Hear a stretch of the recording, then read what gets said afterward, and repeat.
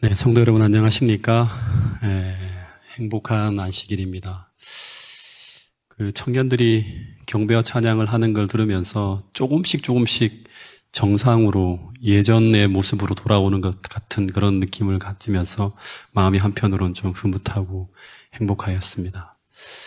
그리고 오늘 성주가 이렇게 특창한 것처럼 오늘 설교의 주제는 이 예수님 마음을 어떻게 우리가 담을 수 있을까? 이 사랑을 어떻게 담을 수 있을까?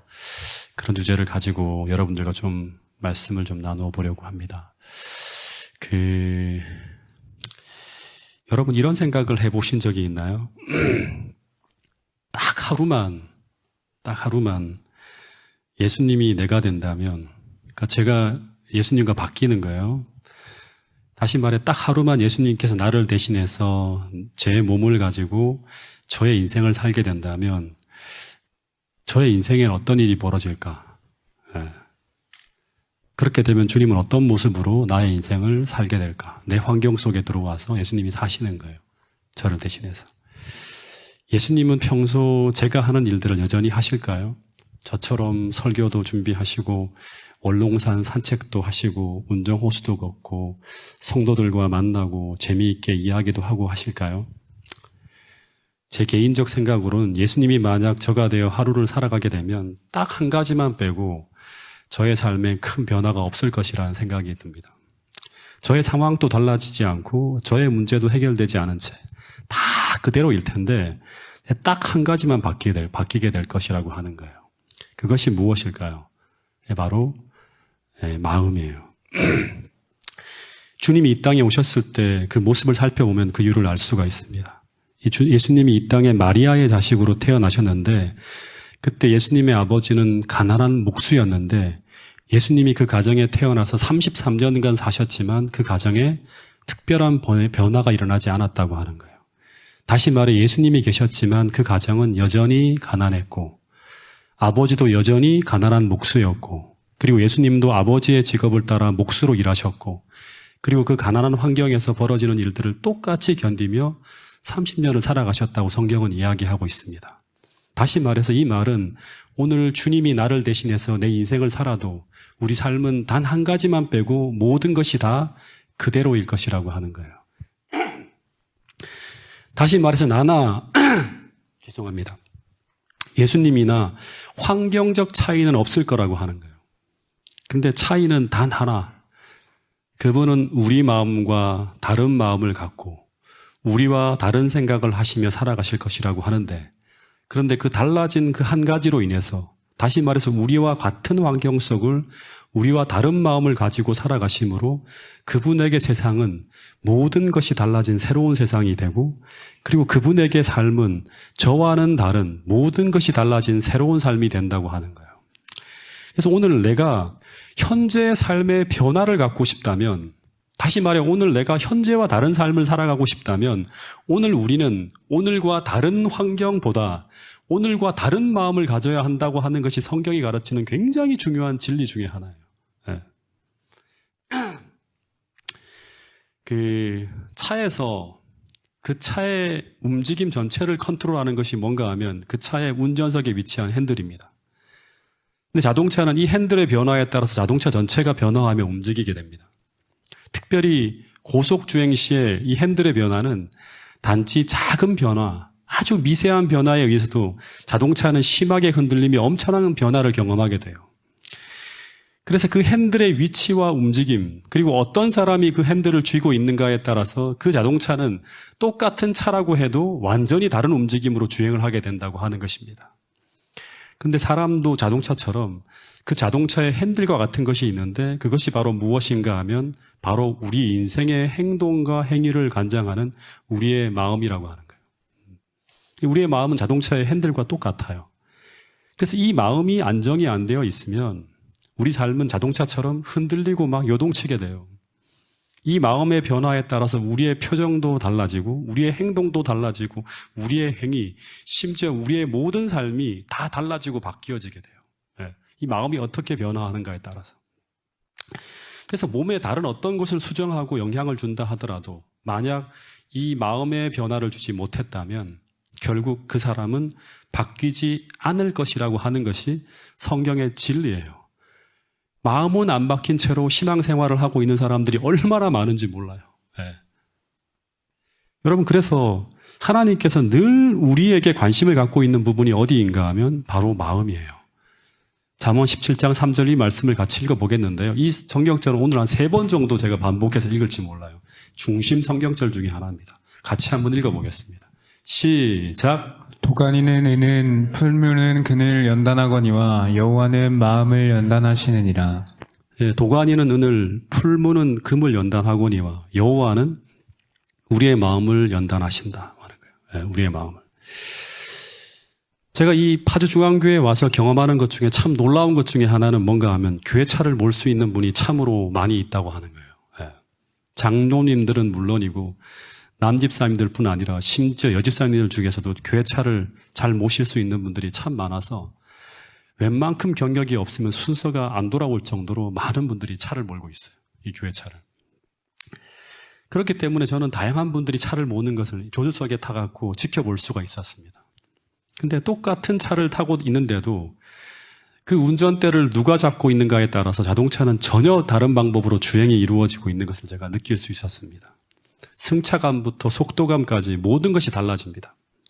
어떤 분은 속도감 넘치는 주행이 이루어지는가 하면 어떤 분은 정말 잠을 자도 괜찮을 만큼 조용한 운전을 하는 분이 있고 또 어떤 분은 속도감 정도가 아니라 이 조수석에서 아예 손잡이를 잡고 등받이를 등에서 떼게 만들 만큼 이 스릴감 넘치는 운전을 하시는 분도 계십니다. 차는 똑같은 차예요. 네, 교회차가. 근데 이 차가 갑자기 스포츠카가 되기도 하고 세단이 되기도 하고 봉고가 되기도 하는 이유는 뭔가 하면 차는 그 운전대를 잡고 있는 사람의 성향대로 주행을 하기 때문이에요. 마찬가지로 우리 인생을 관장하는 그 마음의 핸들을 누가 쥐고 있는가에 따라서 우리 삶이 완전히 달라지게 된다고 하는 거예요. 이 꼭 우리가 기억을 해야 돼요. 여러분, 로마서 6장에서는 우리가 지금 계속 3040이 로마서를 공부하고 있는데 우리가 우리 자신을 드리는 대상에 따라서 우리가 의의 종이 되기도 하고 똑같은 사람이에요. 사람은 같은 사람인데 의의 종이 되기도 하고 반대로 죄의 종이 되기도 한다고 하는 말이 있어요. 이 종이 된다고 하는 건 뭐예요? 지배를 받는다고 하는 거죠. 어떤 마음의 지배를 받는가에 따라서 완전히 달라진 인생을 살게 된다고 하는 거예요. 그래서 우리가 지금 이 순간 꼭 확인해야 될 것은 뭔가 하면 오늘 나의 마음의 운전대를 누가 잡고 있는지를 생각해 봐야 돼요. 분명히 누군가가 잡고 있어요. 어떤 마음이 잡고 있어요. 그것을 통해서 우리는 신앙의 현주소를 확인할 수 있다고 하는 것입니다. 예. 정로의 계단에 보면 이런 말씀이 있어요. 제가 참 좋아하는 말씀인데 같이 한번 읽어볼까요? 이 말씀을요. 정로의 계단 58페이지에 있는 말씀이에요. 시작. 누가 마음을 지배하는가? 우리의 생각이 누구에게 있는가? 우리가 누구에게 대하여 말하기를 좋아하는가? 우리의 가장 열정적인 애정과 우리의 최대의 정력을 누가 지배하고 있는가? 우리의 그리스도께 속한 사람이라면 우리의 생각은 그에게 있을 것이요 그를 생각함이 우리의 가장 즐거움이 될 것이다. 우리가 진실로 누구의 편에 속해 있는지, 우리가 어느 쪽에 속해 있는지 어떻게 알 수 있는가가 바로 전에 나오는 하나의 구절입니다. 다시 말해 내가 그리스도께 속해 있다는 것을 우리는 어떻게 알 수 있을까? 이 질문의 답은 정로의 계단 58페이지에 보면 이런 말씀이 있어요. 누가 우리의 마음을 지배하는가? 우리의 최대의 정력을 누가 지배하고 있는가? 그러니까 여기서 핵심은 뭔가 하면 누가 우리의 마음을 지배하고 있는가가 핵심이에요.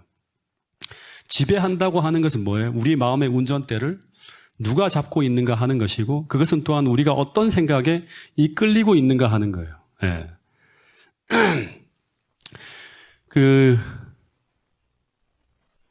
요한복음 3장에 보면 예수님과 니고데모 사이의 대화가 나옵니다. 예. 근데 그 대화의 내용을 쭉 보면 이제 거듭남에 대해 예수님이 이야기를 해요. 주님은 니고데모에게 거듭나지 아니하면 하나님 나라를 볼 수도 없고 들어갈 수도 없다고 말씀합니다. 근데 그때 이 니고데모가 그러면 우리가 어떻게 거듭날 수 있습니까? 라고 그 방법을 물을 때 그 방법으로 주님께서 말씀하신 것이 뭔가 하면 바로 바람이 부는 것을 말씀하셨어요. 바람이 부는 것. 한번 요한복음 3장 8절 한번 읽어보겠습니다. 시작. 바람이 임의로 불매 내가 그 소리는 들어도 어디서 와서 어디로 가는지 알지 못하나니 성령으로 난 사람도 다 그러하니라. 다시 말해서 거듭남이라고 하는 것은 뭔가 하면 성령의 바람이 우리 마음에 불어올 때 그때 어떤 일이 벌어지는가 하면 마음의 변화가 일어난다고 하는 거예요. 계속 여러분 따라오셔야 돼요. 놓치면 안 됩니다. 거듭남이라고 하는 것은 성령의 바람이 우리 마음에 불어올 때 그때 어떤 일이 벌어지는가 하면 마음의 변화가 일어난다고 하는 거예요. 그러니까 거듭남이라고 하는 것은 뭐다? 마음의 변화가 일어나는 거예요. 근데 그 마음의 변화란 한마디로 하면 또 처음으로 돌아가면 우리 마음의 운전수가 바뀌는 거예요. 그냥 무슨 뭐 황홀한 느낌, 특별한 느낌 막 이런 게 아니라 마음의 운전수가 바뀌는 거예요. 다시 말해서 마음의 주인이 바뀌어지는 거예요. 이게 거듭남의 핵심이에요. 로마서의 용어를 표현하면 이제 더 이상 내가 아니라 내 마음대로가 아니라 오직 그리스도가 우리 운전수로 우리 마음의 운전수로 바뀌어진 사람이 바로 누군가 하면 거듭난 사람이에요. 그것을 성령의 바람이 불 때 일어난 그걸 경험할 수 있다고 하는 거예요. 근데 이 마음의 변화에 대해서 요한복음 3장에서는 이렇게 간단하게 얘기했지만 이걸 조금 더 구체적으로 적어 놓은 글이 있는데 시대의 소망에는 이렇게 적혀 있습니다. 자, 바람 그 자체는 눈에 보이지 않지만 보고 느낄 수 있는 결과를 드러낸다. 그와 같이 영혼에게 역사하시는 성령의 활동도 그 구원하는 능력을 체험한 사람의 모든 행위 가운데서 나타나 보일 것이다. 나타난대요. 근데 그 시작이 무엇인가 하면 여기 정말 놓치지 말아야 할 한 구절이 나오는데 그게 바로 뭔가 하면 하나님의 성령이 사람의 마음을 사로잡을 때예요. 이거를 잊어버리면 안 돼요. 그때 어떻게 된다? 생애가 변화된다고 하는 거예요. 그러니까 하나님의 성령이 사람의 마음을 사로잡는다고 하는 것은 어떤 말일까요? 구체적으로 우리가 이해를 해야 돼요. 성령이 그 사람의 마음을 어떻게 하는 거다? 지배한다고 하는 거예요. 정말 중요한 거예요. 네. 다시 말해서 성령의 생각과 마음이 우리 마음속에 들어와서 그 사람의 마음과 생각을 지배하면서 그 사람의 운전대를 잡았을 때 그때 마음의 변화, 생애의 변화가 시작된다고 하는 거예요. 근데 어떻게 변화되어지는가? 구체적인 결과가 나오는데 어떤 결과가 나오는가 하면 죄악적인 생각은 사라지고 악한 행위와의 인연은 끊게 된다. 사랑과 겸손과 화평이 분노와 시기와 분쟁을 대신한다. 기쁨이 슬픔을 대신하고 용모는 하늘의 빛을 반사한다. 근데 여러분 정말 중요한 질문을 한번 여러분에게 던져보겠습니다. 저에게도 한번 던져볼게요. 이 이야기는 정말 우리가 많이 들어서 알고 있는데 근데 이 경험을 우리는 지금 하고 있는가 하는 거예요. 생각해 보세요. 다시 말해 이것이 무엇을 말하는 것인지 우리는 경험으로 알고 있는가 하는 거예요. 여러분 한번 지금 스스로에게 물어보세요. 나는 이 경험을 이론이 아닌 체험으로 알고 있는가?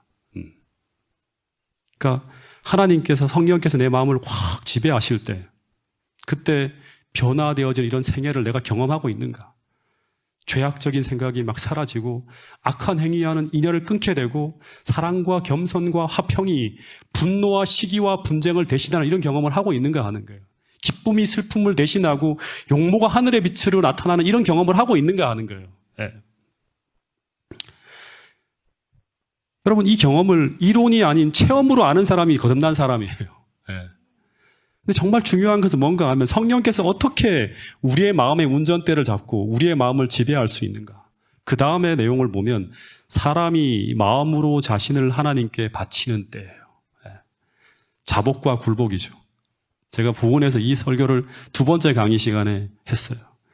내 마음을 하나님께 내려놓고 다시 말해서 우리의 마음을 하나님께 드리며 성령의 지배에 맡길 때 그때 인간의 눈으로는 볼 수 없는 능력이 하나님의 형상대로 우리를 새로운 피조물로 창조하게 된다고 하는 거예요. 네. 그래서 생명의 성령의 법이 우리 마음속에 들어와서 죄와 사망의 법에서 우리를 해방시키는 그 일이 일어날 때 우리는 비로소 새로운 피조물이라 내가 그리스도 안에 있으면 새로운 피조물이라고 하는 그 노래를 그 고백을 할 수 있는 거예요. 네.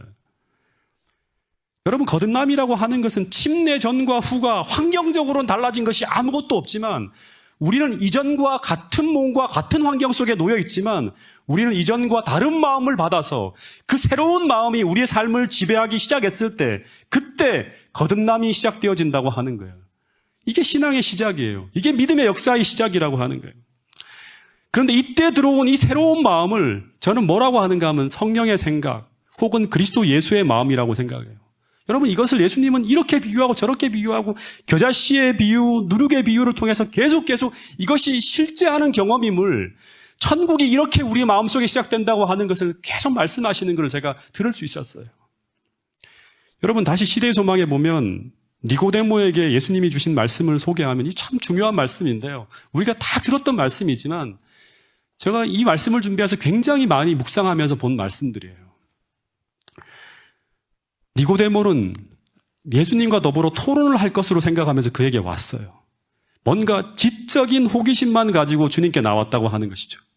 다시 말해 이 말은 니고데모는 신학적인 이론을 많이 알고 있으니까 스스로를 꽤 수준 높은 신앙이라고 생각하고 주님 앞으로 나왔는데 근데 예수님은 그런 사람에게 뭐를 얘기하는가 하면 진리의 기초 원칙을 적나라하게 드러내셨다고 하는 거예요. 너는 진리의 기초 원칙을 아직 시작도 못한 사람이라고 하는 거예요. 이 진리의 기초 원칙이 네 삶에 놓여지지 않았다고 하는 거예요. 주님은 니고데모에게 뭐라고 했는가 하면 그대가 필요로 하는 것은 이론적 지식보다 무엇이다? 영적 중생이라고 말씀하신 거예요. 그대는 그대의 호기심을 만족시킬 것이 아니라 무엇을 가져야 된다? 이 정말 중요한 거예요. 새로운 마음을 가져야 한다. 여러분 우리는 니고데모처럼 이 성경에 나오는 이론적 지식은 많이 가지고 있을지 모르지만 우리는 이 새로운 마음을 우리는 가지고 있지 못할 수도 있어요. 네.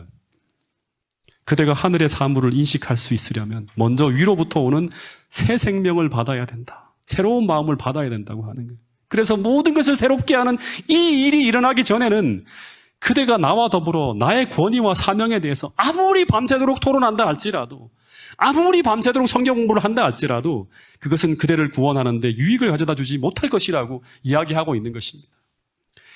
주님에 대한 아무리 많은 지식을 얻는다 하더라도 심지어 이 교회가 진리교회라고 하는 이 교회의 권위와 이 교회의 사명에 대해서 아무리 확실히 안다고 해도 그것이 우리를 구원하는데 아무런 유익을 가져다 주지 못할 수도 있다고 하는 거예요. 정말 놀라운 이야기 아닙니까? 여러분 그래서 우리가 어떤 지식을 소유했다고 해서 우리가 거듭난 것이 아닙니다. 우리에게 필요한 것은 어떤 지식이 아니라 무엇이다? 새로운 마음이에요. 우리는 새로운 세상을 살기를 원해요. 주님은 새로운 마음을 가지고 새로운 세상 속에서 새로운 삶을 살기를 바라시는 게 주님이라고 하는 거예요. 새로운 안경을 가지고. 더 정확하게 말하면 하늘의 지식을 통해서 실제로 이 성경에 약속된 그 새로운 마음을 받는 거예요. 그리고 더하여서 그 마음의 지배를 받아서 그 마음이 이끌어가는 삶을 살아가는 거예요. 그걸 경험하고 체험하는 거예요. 그 사람들이 바로 그리스도의 통치 아래서 마음에서 이루어지는 은혜의 왕국을 경험하며 살아가는 하나님의 백성들이라고 하는 거예요. 그래서 오늘 우리 안에 그리스도께서 약속하신 이 새 마음을 성령을 통해 우리 안에 들어오는 것을 우리가 경험하지 못했다면 그리고 그 새로운 마음이 우리를 지배하고 통치하지 않고 있다면 오늘 우리는 하나님의 백성이 아닌 것입니다. 여러분 에스겔서 36장 25절 29절에 보면 이 이야기를 이런 말씀을 통해서 이미 구약에서 말씀해 놓으신 거예요. 같이 한번 읽어보겠습니다. 에스겔 36장 25절부터 29절 말씀입니다. 시작. 맑은 물을 너희에게 뿌려서 너희로 정결하게 하되 곧 너희 모든 더러운 것에서와 모든 우상 숭배에서 너희를 정결하게 할 것이며 또 새 영을 너희 속에 이게 왜 갑자기 자꾸 왔다 갔다 하죠? 네. 새 영을 너희 속에 두고 새 마음을 너희에게 주되 이게 왜 자기 마음대로 왔다 갔다 하죠? 너희 육신에서 굳은 마음을 제거하고 부드러운 마음을 줄 것이며 또 내 영을 너희 속에 두어 너희로 내 율례를 행하게 하리니 너희가 내 규례를 지켜 행할지라. 예. 맑은 물을 너희에게 뿌려서 너희로 정결하게 하되 성령께서 하시는 역사예요. 예. 곧 너희 모든 더러운 것에서와 모든 우상 숭배에서 너희를 정결하게 할 것이며 새 영을 너희 속에 두고 새 마음을 너희에게 주되 너희 육신에서 굳은 마음을 제거하고 부드러운 마음을 줄 것이며 또 내 영을 너희 속에 두어 너희로 내 율례를 행하게 하리니 너희가 내 규례를 지켜 행할지라. 여러분, 이 말씀을 자세히 읽어보면 이 새 마음과 새 영이 같은 것으로 사용되어지고 있는 것을 볼 수 있습니다. 새 마음과 새 영이 같은 것이. 새 영이 들어온다고 하는 것은, 성령이 들어온다고 하는 것은 그분께서 새로운 마음을 가지고 우리 마음속에 들어오는 거예요. 하나님이 들어온다고 하는 것은 하나님의 마음이 우리 마음속에 들어온다고 하는 거예요. 잘 이해를 하셔야 돼요. 그래서 오늘 우리가 구원받았다고 하는 것은 이 새로운 마음이 우리 안에 들어왔다고 하는 거예요. 그리고 그 마음이 우리를 통치하고 지배하며 이끌고 있는 사람이 바로 누군가 하면 구원받은 사람이에요. 여러분, 그래서 로마서 8장 14절에 보면 무릇 하나님의 영으로 인도함을 받는 사람이 하나님의 영으로, 하나님의 생각, 성령의 생각으로 우리가 인도함을 받고 있는 그 사람이 곧 누구다? 하나님의 아들이라고 하는 거예요. 그래서 이 마음은 오늘 우리 마음속에 하나님의 율법을 기록하고 죄와 사망의 법에서 우리를 해방시키는 일을 합니다. 그래서 자꾸 생각해야 되는 것은 뭔가 하면 어떤 이론적 지식이 우리 머리에 쌓여가고 있는 것이 아니라 오늘 나에게 주어지는 이 수많은 말씀들이 우리 마음에 기록되고 있는지, 이 말씀들이 머리가 아니라 내 마음과 내 생애 속에 담겨지고 기록되고 있는지를 생각해야 된다고 하는 것입니다. 제가 창세기의 책을 한 권을 다 설교를 했는데 어저께 이 설교를 준비하면서 그런 생각이 들었어요. 나는 이 말씀들이 내 마음에 과연 다 담겨져 있는지, 이 메시지들이 내 생각에 기록되어 있는지, 그동안 나에게 어떤 변화가 일어났는지를 한번 생각해 보았습니다. 네. 여러분, 신명기 6장 6절에 보면 지금 제가 하는 이야기들을 다 이런 말씀을 통해서 우리에게 들려주고 있었어요. 신명기 6장 6절에 보면 하나님의 백성들에게 주님은 오늘 모세를 통해서 어떤 말씀을 하는가 하면 오늘 내가 내게 명하는 이 말씀을 너는 어디에 새기라? 네. 하나의 지식으로 머리에 새기라고 하는 게 아니라 마음에 새기고 해요. 마음에 새긴다고 하는 말은 하나님의 말씀을 깨닫고 느끼며 주님의 사상과 마음으로 변화되어져 가는 상태까지를 말하는 거예요. 이것은 성령께서만이 하실 수 있는 일이에요. 말씀을, 율법을 우리의 마음에 새길 수 있는 분은 성령 하나님이에요. 그리고 신명기 10장 16절에서도 주님은 그러므로 너희는 그 할례를 어디에 행하라? 육신에 행하는 게 아니라 어디에 행하라고 하는 거예요? 마음에 행하라고 하는 거예요. 이 말씀은 이 할례라는 의식을 통해서 우리의 마음에 담아야 하는 하나님의 교훈을 마음에 새기라고 하는 것인데 이것도 성령께서만이 하실 수 있는 일이에요. 성만찬 예식을 100번, 1000번 한다 하더라도 그 예식 속에 담겨있는 그 하나님의 마음과 그 교훈을 우리의 마음과 생애 속에 담지 못하면 그 의식은 아무런 의미가 없는 것이 될 수 있는 거예요. 여러분, 참된 신앙의 삶을 신명기 30장 14절에서 모세는 이렇게 말을 하고 있어요. 오직 그 말씀이 내게 매우 가까워서, 너희에게 매우 가까워서 내 입에만 있는 것이 아니라 어디에 있어야 된다? 반복적으로 말씀하시기를 내 마음에 품겨져 있어야지만 그래야 우리가 하나님 말씀에 순종할 수 있다고 하는 거예요. 네. 그리고 시편 119편 11절에도 이런 말씀이 있는데 이 말씀을 같이 한번 읽어보겠습니다. 시편 119편 11절이에요. 시작. 내가 주께 범죄하지 아니하려 하여 주의 말씀을 내 마음에 두었나이다. 내가 주께 범죄하지 아니하려 하여 주의 말씀을 내 마음에 두었나이다. 여러분, 그래서 오늘 우리가 설교를 듣고 기도하고 말씀을 보고 하는 그 모든 이유는 우리의 마음에 주님의 말씀을 담기 위함이라고 하는 거예요. 단순히 기억하는 것이 아니라 그 말씀 속에 담긴 그 하나님의 마음과 그리고 그 성령의 생각을 성령의 감화 감동을 통해 우리 마음에 담기 위한 것이라고 하는 거예요. 그래서 우리가 아무리 하나님의 말씀을 읽고 할례를 행하고 수많은 예배와 의식에 참여한다 하더라도 그 말씀을 통해 그리고 그 의식과 예배를 통해서 하나님께서 우리에게 전달하고자 하는 이 하나님의 마음이 우리의 마음에 담겨지지 않으면 더하여서 그 하나님의 마음이 우리의 마음을 지배하도록 우리가 허락하고 굴복하지 않으면 우리에게 변화란 절대 일어나지 않을 것이라고 하는 게 성경의 이야기라고 하는 것입니다. 제가 이 말씀을 보면서 어떤 생각을 하게 되었는가 하면 처음에 죄가 시작될 때 이 죄의 시작이 어떻게 시작되었는지를 한번 생각해 보게 되었어요. 죄는 루스벨이라고 하는 천사의 마음에 어떤 한 생각이 담겨지고 품겨지게 되며 죄가 시작되었다고 하는 거예요. 이사야 14장 13절 14절에 보면 이 루스벨이라고 하는 천사가 자기 마음에요. 자기 마음에. 즉 내 마음에 이르기를 하면서 스스로 이런 생각을 하였다고 하는 거예요. 그 생각은 바로 뭔가 하면 내가 하나님의 묵별 위에 나의 모자를 높여보고 싶고, 그래서 내가 하나님처럼 되어서 하나님의 보좌와 비기는 위치까지 내 지위가 올라가는 것을 한번 시도해 보리라고 하는 이 마음과 이 생각을 품었을 때, 그 생각에서, 그 마음에서 온 우주를 위태롭게 하는 죄가 생겨나기 시작했다고 하는 것입니다. 그리고 이 마음이 그를 이끌기 시작했을 때, 다시 말하면 그를 지배하고 사로잡게 되었을 때 하나님을 대항하는 반역이 시작되었다고 하는 거예요. 그리고 아담과 하와도 마찬가지죠. 아담과 하와도 마찬가지인데, 그들이 처음 죄를 지었을 때 하나님께서 절대로 먹어서는 안 된다고 하는 말씀하신 이 선악과가 갑자기 먹음직도 하고 보암직도 하고 자신을 지혜롭게 할 만큼 탐스럽게 보이기 시작하는 이 생각과 이 마음이, 한번 물어볼게요. 하와가 스스로 지어 먹은 것일까요?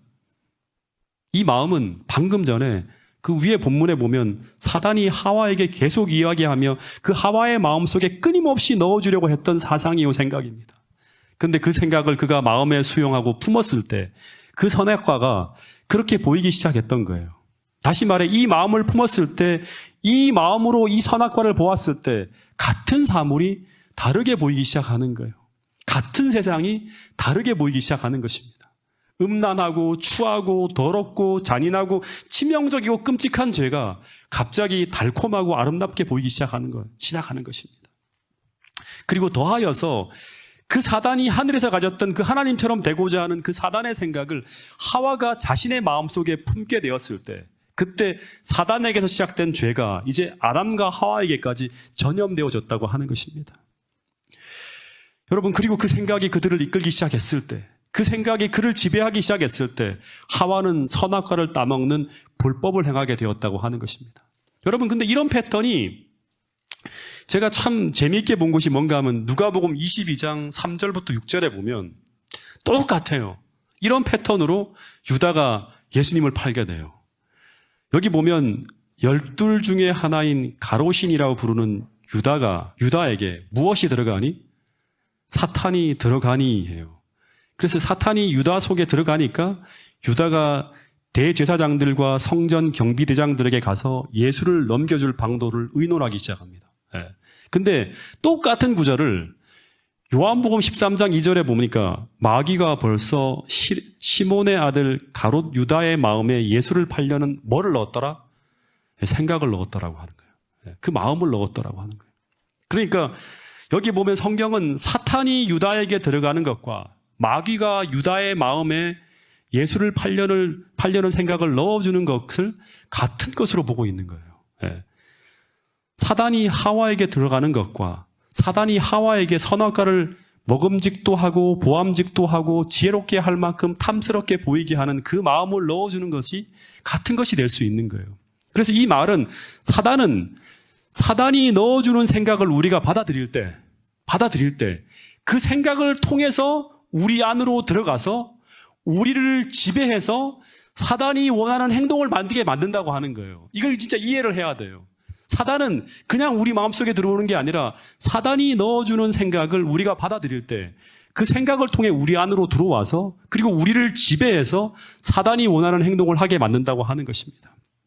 그래서 여러분, 오늘 우리 마음속에 꼭 담아가셔야 될 하나의 깨달음은 무엇인가 하면 잠언 4장 20절부터 24절 말씀인데요. 같이 한번 읽어보겠습니다. 이 말씀을 시작. 내 아들아, 내 말에 주의하며 내가 말하는 것에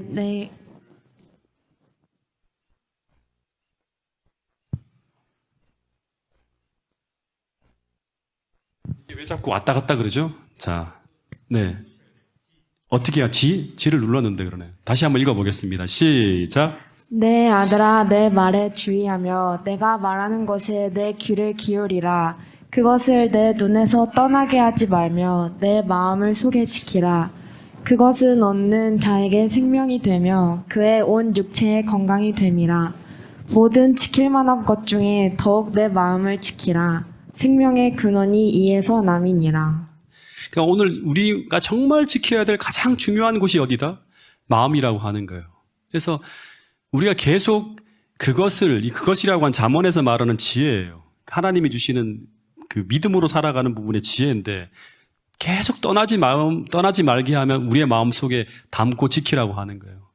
그래서 무릇 지킬 만한 것 중에 제일 우리가 중요하게 생각해야 될 게 뭔가 하면 마음이라고 하는 거예요. 사단은 이 마음을 통해서 우리 속에 들어온다. 사단의 생각을 우리가 받아들이게 되면 그 생각을 통해 우리 안에 들어와서 우리를 지배하게 된다고 하는 거예요. 그래서 여러분, 사단은 매일 매순간 우리의 마음의 요새를 빼앗기 위해서 매일매일 우리의 마음속에 어떤 생각을 넣어주며 그 생각을 통해 침투해 들어오려고 시도하고 있다고 하는 걸 잊어버려서는 안 돼요. 매일 매순간 그렇게. 그래서 우리 마음은 매일 육신의 생각, 사단이 우리의 타락한 육신을 통해 들려주는 생각과 또 하나는 거룩한 하늘로부터 오는 성령의 생각이 서로 우리의 마음을 지배하기 위해 우리 마음속에서 싸움이 일어나는 전쟁터라고 하는 거예요.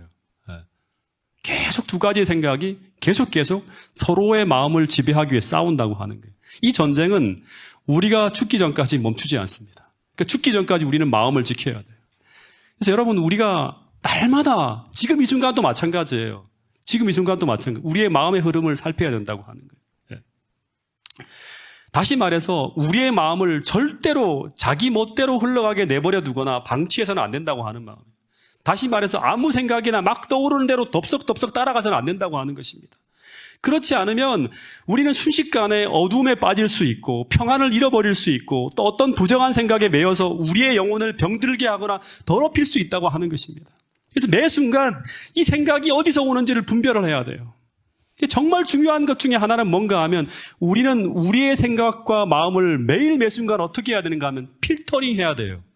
이게 하나님으로부터 오는 생각이면 받아들이고 그렇지 않으면 어떻게 해야 된다? 말씀을 통해서 거절할 수 있어야 돼요. 그 매일 매 순간 청소해야 되는 거예요. 성령을 통해서 계속 우리의 마음을 씻어야 되는 거예요. 여러분, 저는 자주 마음이 어지러워져 있을 때, 그러니까 뭔가 평안을 잃어버렸을 때 조용히 기도의 장소로 돌아가서 이 내 마음 속에 들어와 있는 이 생각들을 살핍니다. 이 감정들이, 이 생각들이 하나님이 주신 생각인지 그렇지 않은 생각인지를 계속 살피는 거예요. 안 살피면요, 끌려갑니다, 이게. 하루 종일 내가 엉뚱한 짓을 하다 끝날 수 있어요. 하루를 그렇게 보낼 수 있다고 하는 거예요. 저는 정오의 기도 시간이 참 좋아요. 마치 저를 위한 시간 같아요. 짧게라도 잠시 눈을 감고 하늘의 수신기에 내 마음을 연결시켜 보는 거예요. 그러면 내 안에 어떤 마음이 들어와 있는지 바로 알 수 있어요. 하늘의 수신기와 연결시킨다는 건 뭐예요? 기도하면서 성령을 구하는 것이고 또 하나는 하나님의 말씀을 통해서 내 생각들을 쭉 점검해 보는 거예요. 여러분, 우리는 우리의 마음이 얼마나 연약한지를 알아야 합니다. 우리는 순식간에 환경의 변화나 누구의 말 한마디나 또는 상황의 변화를 통해서 영향을 받을 수 있을 만큼 진짜 부서지기 쉬운 존재가 바로 우리의 마음이라는 걸 여러분 믿어야 돼요. 이걸 알지 못하면 방치해버립니다. 여러분, 그래서 우리의 마음을 절대 방치해서는 안 된다고 하는 것입니다. 늘 수시로 관리하고 청소하지 않으면 분명히 우리의 마음은 순식간에 하나님이 계시지 못할 온갖 쓰레기로 오염되어져 있을 수 있다고 하는 것입니다. 여러분, 매일 아침마다 기도하면서 우리 마음을 주님께 드리면서 오늘 에스겔서에 나온 말씀처럼 성령의 씻음을 통해서 매일매일 우리의 마음을 성결하게 청소하고 그리고 매일 아침마다 마치 새로운 피를 수혈하듯이 매일 하늘의 생명으로 우리의 마음을 채워야 한다고 하는 것입니다. 불행한 마음, 우울한 마음, 근심, 염려, 미움, 모든 죄된 욕망을 다 주님께 드리고 늘 성결하고 거룩하고 주님 뜻을 행하기를 기뻐하는 이 새로운 마음을 가득 담아서 이 마음이 우리를 통치하고 이끌 수 있도록 날마다 구해야 된다고 하는 사실입니다. 여러분, 또 하나가 뭔가 하면 하나님이 연단하시는 그 과정에 날마다 굴복해야 된다고 하는 것입니다. 잠언 17장 3절을 또 한 번 읽어보겠습니다. 자, 읽어보겠습니다. 시작. 도가니는 은을, 풀무는 금을 연단하거니와 여호와는 마음을 연단하시느니라. 여러분, 우리의 마음이 연단되어진 마음이 안 되면요, 결국에는 환난의 때 또는 어려움 순간에 우리의 마음을 지켜낼 수가 없어요. 그래서 하나님은 계속 우리의 마음을 연단하신다고 하는 거예요. 그래서 하나님께서 나를 정련하려고 하실 때마다, 연단한다고 하는 건 정련하는 것도 마찬가지죠. 그 연단하는 과정에 날마다 내 자신을 굴복하여 그 위치에 자신을 두는 것 너무나 중요합니다. 그럼 하나님은 우리를 그 뜨거운 풀무 속에 집어넣기도 하고 때로는 말씀의 망치로 두드리기도 하면서 계속 우리의 마음을 믿음에서 믿음으로 더 단단하고 견고하게 연단하며 성숙시켜 나간다고 하는 거예요. 결국 믿음에서 믿음으로 큰 믿음으로 간다고 하는 건 뭔가 하면 시련의 때 흔들리지 않고 부서지지 않는 그런 마음을 유지시켜 가신다고 하는 거예요. 그래서 여러분 신앙이 성숙되어진다고 하는 것은 웬만한 환경의 변화에도 견뎌내는 마음이에요. 하나님의 뜻을 계속 유지할 수 있는 마음이에요. 그런 흐름 마음을 내어주지 않는 거예요, 사단에게. 여러분 시대 소망에 보면 정말 여러분 중요하게 보셔야 할 말씀이 있어요. 제가 정말 기도하면서 이 말씀들을 준비했는데 유다의 실패의 원인에 대해 기록된 말씀이 기록되어져 있는 거예요. 유다는 자기 자신을 그리스도께 완전히 복종시키는 경지에 이르지 않았다. 하나님의 새로운 마음이 들어와서 그의 마음을 지배하려 할 때마다 복종시키지 않는 거예요. 그는 세속적인 야망과 동해에 대한 사랑을 포기하지 않았다. 그는 그리스도인의 사신의 지위를 받아들이고 있었지만 직책은 중요하지 않아요. 그러니까 오늘 내가 목사인지 장로인지 집사인지 어떤 직책을 가지고 있는 중요하지 않아요. 그는 그 직책을 가지고 있었지만 거룩하신 분께서 하시는 인격 형성에 자기 자신을 또 나오는 게 반복되어 나오는 게 뭐냐면 자신을 복종시키지 않았다고 하는 거예요. 네. 여러분 그래서 우리는 날마다 매일 매 순간 구해야 돼요. 이 새로운 마음을 구해서 받고 그리고 그 주신 마음에 복종하는 것 이것이 우리가 날마다 마음을 연단하는 과정에 얼마나 필요한 경험인지 여러분 지금 이 순간 꼭 깨닫고 이 경험을 속에 살아가기로 여러분 자신을 둘 수 있는 여러분과 저가 될 수 있기를 간절히 바라겠습니다. 여러분 우리는 이제 마지막 최후의 대쟁투를 향해 나가야 될 때가 다가오고 있습니다. 그 최후의 대쟁투는 뭔가 하면 제가 지난번 야곱의 환난 시간에도 말씀을 드렸지만 우리 마음에서 벌어지는 전쟁이에요. 우리 마음에서 벌어지는 선악의 대쟁투라고 하는 거예요. 그래서 우리는 어느 때보다도 우리의 마음의 요새를 견고하게 방어할 준비를 해야 된다고 하는 것입니다. 그 어떤 환난이 닥쳐와도 그 어떤 유혹이 찾아와도 절대로 우리의 마음의 요새를 내어주지 않을 그런 준비를 해야 된다고 하는 것입니다. 시련이나 환난이나 사망이나 그 어떤 상황이 닥친다 하더라도 그리스도 예수 안에 있는 하나님의 사랑에서 우리를 끊을 수 없는 그런 사랑으로 무장하고 그런 믿음으로 우리가 연단되어져 있어야 된다고 하는 것입니다. 그런 고백만 한다고 해서 그런 상황에서 그런 믿음의 고백을 우리가 그런 삶을 지켜낼 수 있는 게 아니에요. 매일같이 믿음에서 믿음으로 성장하는 연단의 과정을 통한 사람이 결국 그 상황에도 그런 믿음의 고백을 할 수 있는 것입니다. 여러분 준비는 하나님에게서 마련하신 모든 방법과 도움을 이론으로만 아는 것이 아니라 날마다 사용하고 활용해서 그것이 단지 이론이 아니라 어떻게 경험되어지는지를 체험과 경험을 통해서 알고 있는 거예요. 정말 중요하다고 생각이 듭니다. 100여 년 전에 아일랜드 해변에 한 여자가 아주 부자인 여자가 있었대요. 근데 아주 검소하게 살아가는 분이 계셨다고 합니다. 근데 그 집에 이제 그분이 제일 큰 부자였는데 그 마을에 전기가 처음으로 들어온 거예요. 근데 전기를 가설한 지 몇 주가 지나서 이제 계량기 검침원이 찾아왔다고 합니다. 근데 그 검침원이 그 여자분에게 전기가 잘 들어오고 있는지를 물었어요. 그래서 그 여자는 잘 들어오고 있다고 얘기를 했다고 합니다. 근데 이제 검침원이 이렇게 물었다고 합니다. 근데 어떻게 된 원인인지 모르겠다고. 집에 계량기가 거의 제자리 걸음이라고 전기를 쓰고 계신 것이 맞는지 모르겠다고 물었다고 합니다. 그랬더니 그 여자분이 하는 말이 이랬다고 합니다. 물론이죠. 근데 제가 전기를 쓸 때는 저녁에 해가 질 때 제가 촛불을 붙이는 데 사용했다고 합니다. 그래서 그 전기는 촛불이 붙는 데 필요한 시간만큼만 전기불을 켠다고 그리고 다시 꺼버린다고 하는 거예요. 이 말은 전기는 들어오고 있지만 사용하지 않는다는 말과 같은 말이죠. 마치 그 집에 전기는 연결되어져 있지만 달라진 게 없는 것과 똑같은 모습이에요. 여러분 그런데 혹 오늘 우리도 이런 잘못을 범할 수 있다고 하는 거예요. 우리 역시 영혼은 구원받았다고 하지만 마음은 변화되지 않은 상태로 살 수 있어요. 구원받았다고 말을 하는데 마음은 전혀 변화되지 않은 거예요. 여러분 거듭남이라고 하는 것은 마음의 주인이 바뀐 거예요. 마음의 변화를 경험하고 있는 사람이에요. 다시 말해서 주님과 연결되어져 있다고 말은 하지만 달라진 게 없는 삶을 살아가고 있어요. 그리스도의 구원은 믿지만 변화에는 저항하는 삶. 어쩌다 스위치를 올릴 때는 있지만 대개는 그냥 어둠 속에 갇혀 지내는 삶. 이것이 오늘 수많은 그리스도인들이 경험하고 있는 어두운 삶이라고 하는 것입니다. 변화가 일어나지 않는 거예요. 여전히 우리의 마음의 주인은 나예요. 내가 원하는 대로 살아요. 절대 하나님이 주시는 이 마음에 굴복되지 않는 거예요. 성령께서 아무리 우리에게 새로운 삶을 원한다고 말하지만 절대 그 마음을 받아들이지 않는 거예요. 여러분, 이제 잠시 눈을 감고 기도하는 시간을 갖도록 하겠습니다. 여러분, 주님처럼 살고 싶습니까?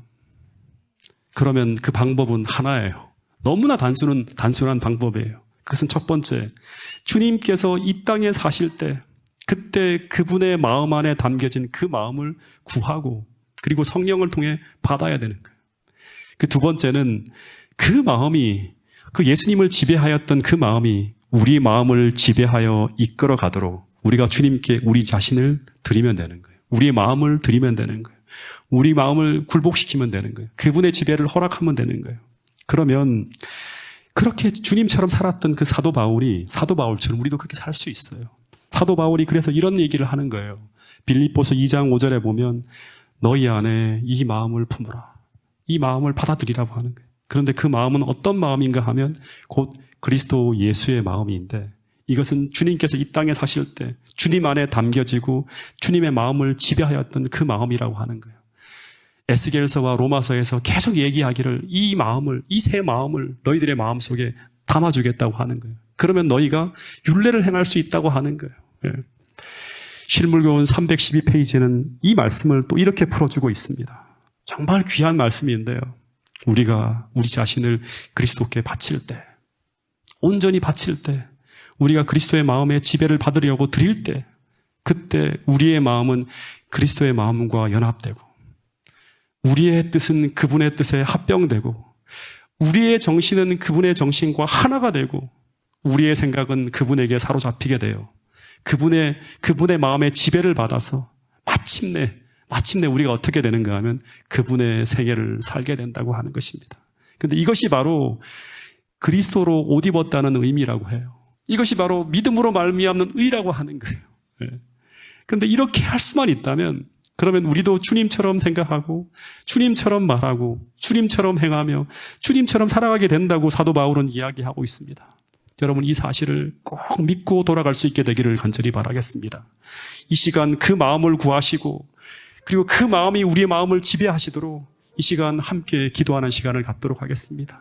정말 간절한 마음으로 우리가 행복하게 살 수 있기 위해서 우리의 마음에 하나님이 가지셨던, 예수님이 가지셨던 그 평안을 갈구하는 마음으로 어떤 상황에도 요동하지 않는 그 예수님의 마음, 그 단단한 마음, 우리의 마음을 변화시켜 달라고 이 시간 주의 마음을 구하고 정말 전적으로 주님께 그 마음 앞에 굴복하겠다고 주님 앞에 고백하며 그 마음의 지배를 받기를 갈망하는 마음으로 이 시간 주님 앞에 다 함께 기도하는 시간을 갖도록 하겠습니다.